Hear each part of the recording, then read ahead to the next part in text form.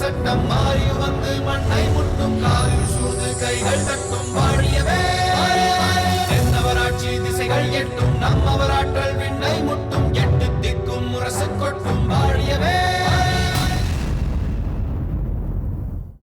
இல்லாள் அகத்திருக்க இல்லாதது ஒன்றில்லை என்பார்கள். அந்த வாக்கு எத்தகைய உத்தம வாக்கென்று உன்மூலம் எனக்கு புரிந்துவிட்டது. ஆமாம், அசல் முத்துக்களுக்கும் போலி முத்துக்களுக்கும் உள்ள வித்தியாசத்தை பெண்கள் மிகவும் எளிதாக கண்டுபிடித்து விடுவார்கள். நீங்கள் எப்படி கண்டுபிடிப்பீர்கள்? உங்களுக்கு அது தெரியுமா? அசல் கவிதைக்கும் போலி கவிதைக்கும் உள்ள வித்தியாசத்தை வேண்டுமானால் என்னால் கண்டுபிடித்து சொல்ல முடியும். முத்துக்களில் எது அசல் எது போலி என்பதை என்னால் கண்டுபிடிக்க முடியாது. பிறகு எப்படி கொற்கையில் அதை கண்டுபிடிக்கப் போகிறீர்கள்? எனக்கு கண்டுபிடிக்க தெரியாவிட்டால் என்ன? என்னுடன் கொற்கைக்கு வரும் உனக்கு அதை கண்டுபிடிக்க தெரியும் அல்லவா? நீ ஏன் அதை கண்டுபிடித்து சொல். தாங்கள் என்ன கூறுகிறீர்கள்? நானும் தங்களுடன் கொற்கைக்கு வருகிறேனா? என்ன மலர்கொடி இப்படி சொல்கின்றாய்? இனி நீங்கள் எங்கே போவதாக இருந்தாலும் நானும் உங்களுடன் வருவேன். நீங்கள் போர்க்களத்துக்கு போவதாக இருந்தாலும் உங்களுடன் நான் வருவேன் என்று கூறிய உன்னை தனியாக விட்டுவிட்டு நான் மட்டும் கொற்கைக்கு போவேனா? உனக்கொன்று தெரியுமா மலர்கொடி? மன்னர் நம் இருவரையும் கொற்கையில் சில நாட்கள் தங்கியிருங்கள் என்று அனுப்புவதற்கு காரணமே இத்தனை நாட்கள் பிரிந்திருந்த நாம் தனிமையில் பொழுதை கழிக்க வேண்டும் என்பதற்காகத்தான். அதன் பிறகு போலி முத்துக்கள் விசாரணை என்பதெல்லாம் இரண்டாம் பட்சம்தான். சரி, நான் இன்னும் என் உடைமைகளை எடுத்து வைக்கவில்லை. சென்று எடுத்து வைக்கிறேன்.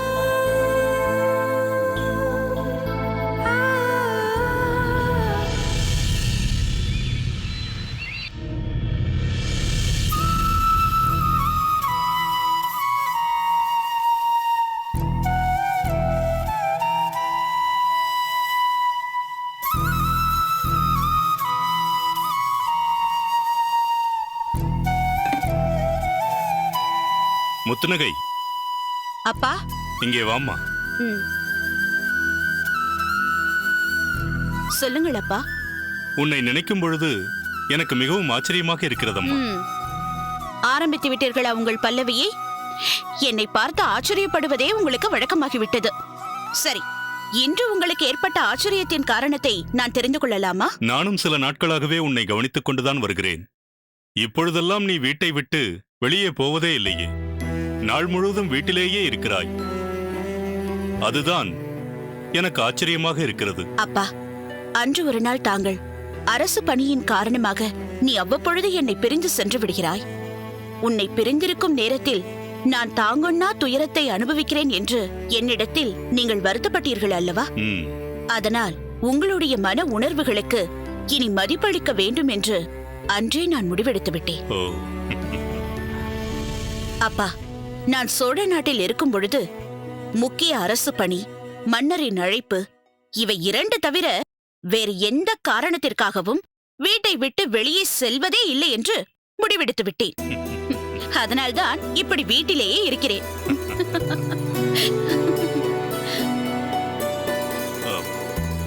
பூங்கோதை, ஏனம்மா அங்கேயே நின்று கொண்டிருக்கிறாய்? வா வா பூங்கோதை. என்ன, நேரடியாக வீட்டிற்குள் வராமல் ஏதோ புதிதாக வருபவர்களைப் போல் அங்கேயே நின்று விட்டாய்? இல்லை, நீங்கள் இருவரும் ஏதோ பேசிக் கொண்டிருந்தீர்கள்.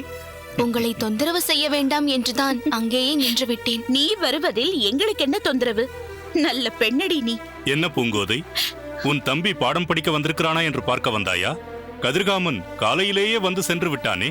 நான் என் தம்பியை பார்க்க வரவில்லை, அக்காவைத்தான் பார்க்க வந்தேன். சொல் பூங்கோதை, என்னை எதற்காக பார்க்க வந்தாய்?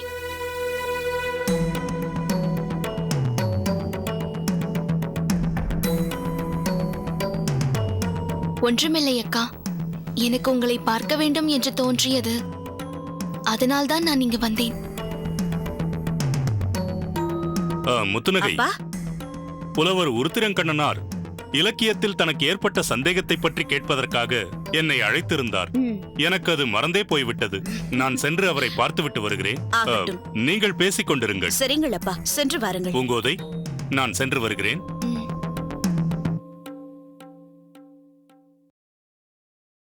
பூங்கோதை, வா, வந்து உட்கார்.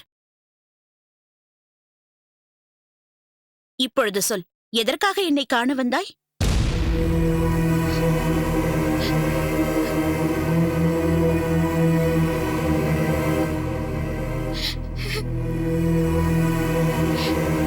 பூங்கோதை, ஏனம்மா அழுகிறாய்?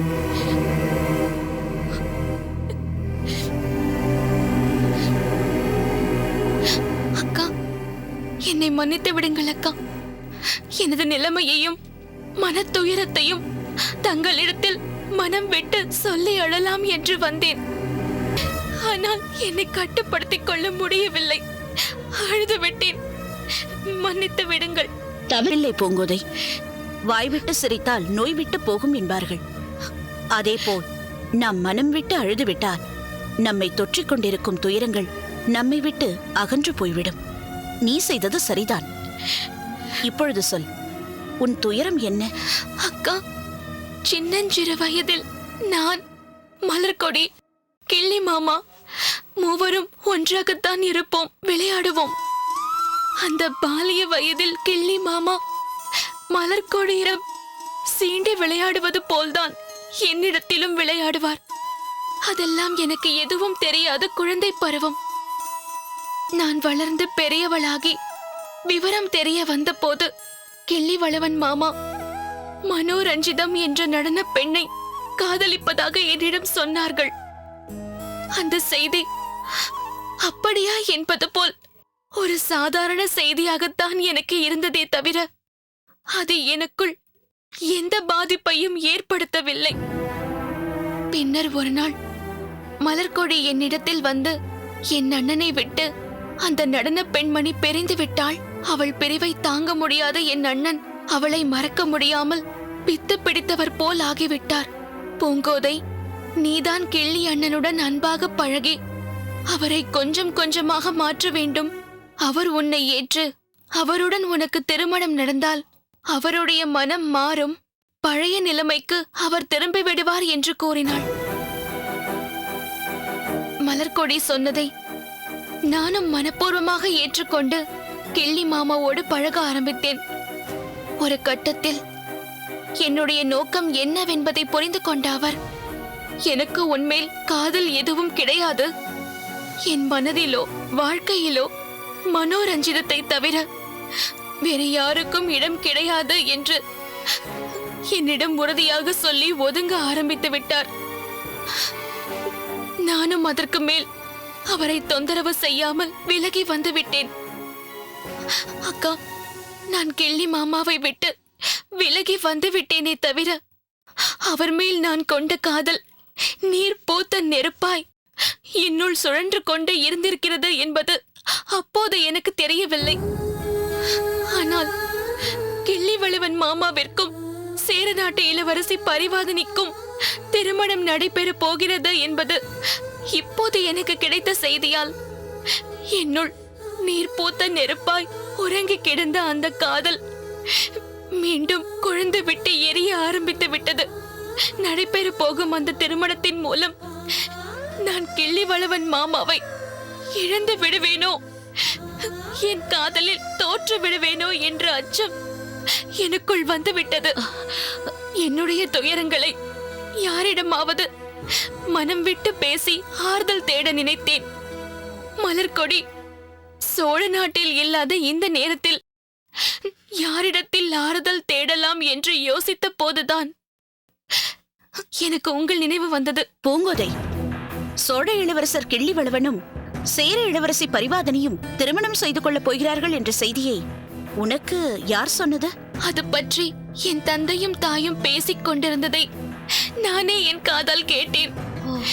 சோழ மன்னர் சேர மன்னருக்கு அழைப்பு விடுத்திருக்கிறாராம். அதை ஏற்று சேர மன்னர் தன் மகள் பரிவாதினியுடன் விரைவில் சோழ நாட்டிற்கு வரவிருக்கிறாராம். அவர்கள் இங்கு வந்தவுடன் முறைப்படி பேசி கிள்ளிவளவன் மாமா இளவரசி பரிவாதினி திருமணத்தை முடித்து விடுவார்களாம்.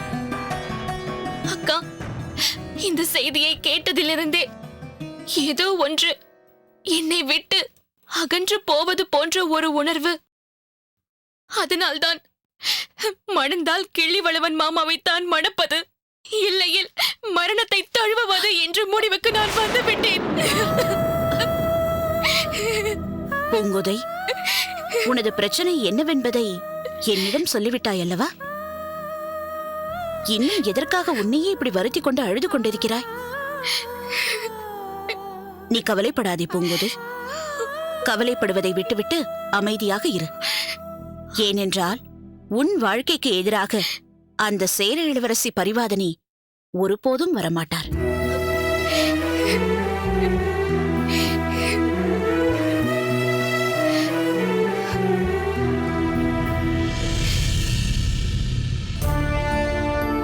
இளம்பழுதி, ஒரு சங்கடமான சூழ்நிலையிலிருந்து மீண்டு வந்திருக்கும் உன்னை இன்னும் சிறிது காலம் மதுரையிலேயே உடனிறுத்திக் கொண்டு போதுமான அளவு பராமரிக்க வேண்டும் என்பதுதான் என் விருப்பம்.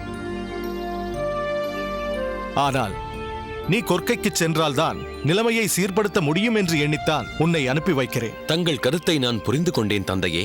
எனது கடமையை நான் தானே நிறைவேற்ற வேண்டும். தாங்கள் எதிர்பார்த்ததை விட சிறப்பாக அதை செய்து கொற்கையை மீண்டும் புத்துணர்ச்சி பெற்ற துறைமுகப்பட்டினமாக விளங்கச் செய்வேன். இதைத்தான் மைந்தா நான் உன்னிடம் எதிர்பார்த்தேன். நீ உன் பணியை சிறப்பாக செய்வாய் என்ற நம்பிக்கை எனக்கு உண்டு. இருப்பினும் நீ அதிலேயே மூழ்கி உன் உடல் நலத்தை பாதுகாத்துக் கொள்ளவும் தவறக்கூடாது. ஏனென்றால் பகைவருடைய இருப்பிடத்தில் சிறைவாசத்தை அனுபவித்துவிட்டு வந்திருக்கிறாய். அதனால் ஏற்பட்ட உடல் நலிவு, மன உளைச்சல் இவற்றிலிருந்து மீள நீ கொற்கையில் உள்ள ராஜ வைத்தியரிடம் உடலை பரிசோதித்துக் கொள்ள வேண்டும். அவர் சொல்லும் சிகிச்சைகளை ஏற்று அதை கடைபிடிக்க வேண்டும். அப்படியே செய்கிறேன் தந்தையே. மலர்கொடி, இளம்வழுதி தன் தந்தையிடம் அப்படியே செய்கிறேன் என்று கூறுகிறானே தவிர இப்படியேதான் இருப்பான். எப்படியாவது நீதான் ராஜ வைத்தியரை வரவழைத்து அவரிடம் இளம்வழுதி சிகிச்சை பெறும்படி செய்துவிட வேண்டும். நீ கவலைப்படாதே பஞ்சவன்மாதேவி. மலர்கொடி இவ்வளவு காலம் தன் கணவனை பிரிந்திருந்தாள் அல்லவா? அதனால் இனி இளம்வழுதியை கண்ணுக்குள் வைத்து அவள் பாதுகாப்பாள்.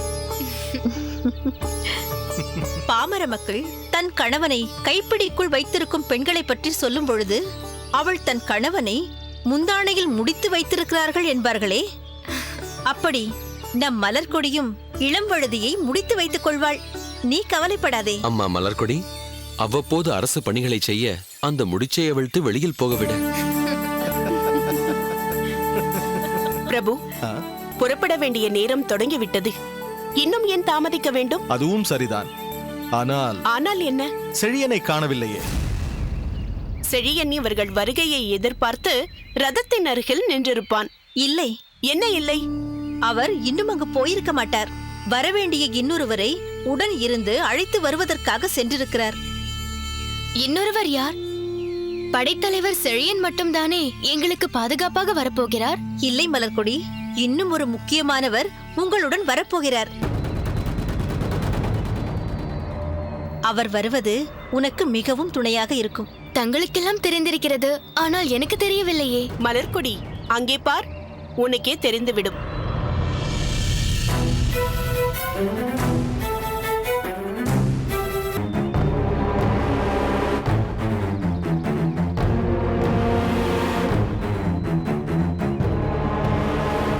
என்ன மலர்கொடி, ஆச்சரியத்தில் உறைந்து போய்விட்டாயா? தாமரையும் எங்களோடு கொற்கைக்கு வருகிறாளா? ஆமா.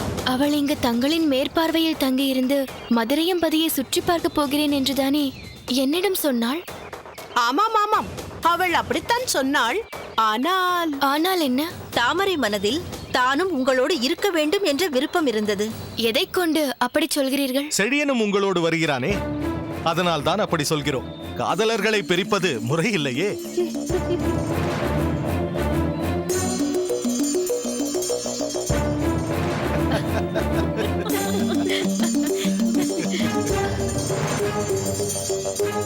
வணக்கம் மன்னவா. வணக்கம் மன்னவா. என்ன செழியா, ஏன் இந்த சிரிப்பொலி என்று பார்க்கிறாயா? அதை நான் சொல்ல மாட்டேன், பஞ்சவன்மாதேவியே சொல்வாள். பேசாமல் இருங்கள். செழியன் என்னவோ ஏதோ என்று குழப்பமடைய போகிறான். ஒன்றுமில்லை செழியா, தாமரைக்காக காத்திருந்து அவளை அழைத்து வருகிறாயே, அதை பற்றி சொல்லித்தான் சிரித்தார்கள்.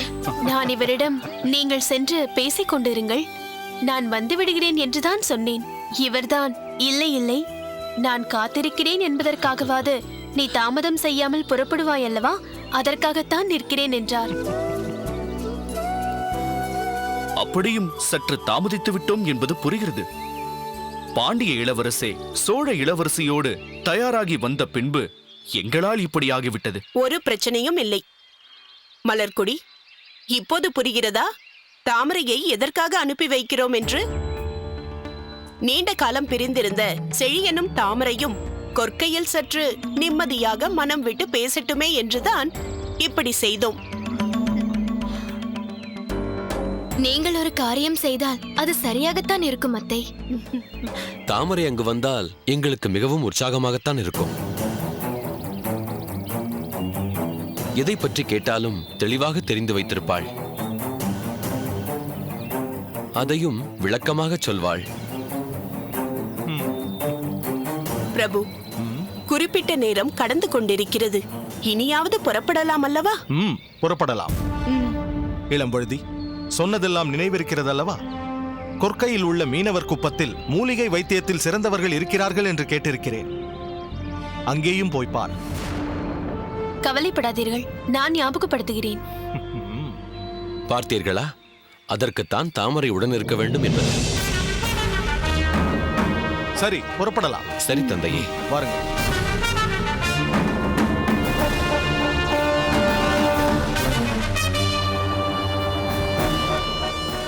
மலர்கொடி, வா போகலாம்.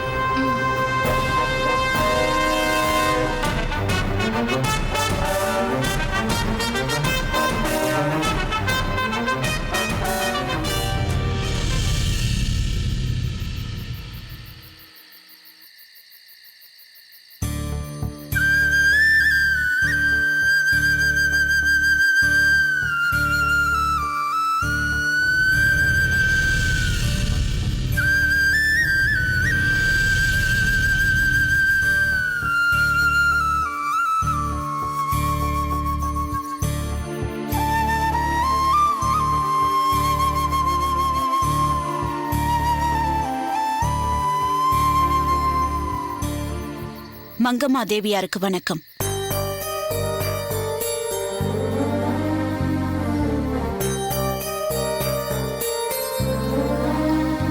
என்ன இது? தங்களை காண்பதற்காக ஒருத்தி வந்தால் வா என்று கூட அழைக்க மாட்டீர்களா? பார்த்திபன் அன்று மடலை கொண்டு வந்து என்னிடம் தரும்போதே சொன்னார். என்ன காரணத்தினாலோ மங்கம்மா தேவியார் உன்னை சந்திப்பதை தவிர்த்துக் கொள்ள விரும்புகிறார் என்று. அது சரியாகத்தான் இருக்கிறது. சரிதான். இவருக்கு நான் யார் என்றே தெரியவில்லை போலிருக்கிறது. இப்படி பிரமை பிடித்தது போல் இருக்கிறாரே. இனி வேறு வழி இல்லை. வந்த வழியே திரும்பி போக வேண்டியதுதான். முத்துநகை. ஓ, பரவாயில்லையே. எனது பெயர் கூட தங்களுக்கு நினைவிருக்கிறதா? தவறாக நினைக்காதே முத்துநகை. உன் முகம் பார்த்து பேசவே எனக்கு வெட்கமாக இருக்கிறது. எல்லோரிடமும் இயல்பாக உரையாட முடிந்த என்னால் உன்னிடம் மட்டும் முகம் கொடுத்து பேச முடியவில்லை. ஏன் என்னிடம் முகம் கொடுத்து பேச முடியாத அளவிற்கு அப்படி என்ன நடந்துவிட்டது? நான் உனக்கு செய்திருக்கும் கொடுமைகளுக்கு அளவே இல்லையே. எனது மிகப்பெரிய எதிரியாக நினைத்ததே உன்னைத்தானே. எனது முயற்சிகள் ஒவ்வொன்றிற்கும் தடையாக இருந்தது நீதான் என்பதால் உன்னை அழித்து விட வேண்டும் என்றே முயற்சித்தேனே. விஷம் கலந்த மாம்பழத்தை நீ இருக்கும் காட்டிற்கே கொண்டு வந்து உன்னிடம் தரும்படி செய்தேனே. இவ்வளவும் செய்தது நான். எனது தவறான முயற்சிகள் அனைத்தையும் முறியடித்து வெற்றிகரமான வீர மங்கையாக வந்திருக்கும் உன்னை கண்டு நான் எப்படி உரையாடுவேன்? அதனால்தான் நான் இப்படி நடந்து கொண்டேன். உன்னிடம் மன்னிப்பு கேட்க கூட தகுதி இல்லாதவளாக அல்லவா இருக்கிறேன். அப்படி சொல்லாதீர்கள். எப்போது சோழ நாட்டின் மாமன்னர் தங்களை மன்னித்து விட்டாரோ அந்த கணமே என்னை போன்றவர்களும் தாங்கள் செய்த அனைத்தையும் மறந்துவிட்டோம்.